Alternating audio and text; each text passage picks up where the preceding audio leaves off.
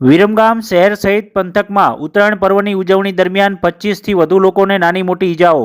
આજે મકર સંક્રાંતિ ઉત્તરાયણ પર્વને લઈને પતંગોત્સવની ઉજવણી ચાલી રહી હતી. તે દરમિયાન પર્વના દિવસ દરમિયાન પતંગની દોરીથી 8થી વધુ લોકોને નાની મોટી ઈજાઓ પહોંચી હતી, જ્યારે અલગ અલગ માર્ગ અકસ્માતમાં 17થી વધુ લોકોને ઈજાઓ પહોંચી હોવાના સમાચાર મળી રહ્યા છે.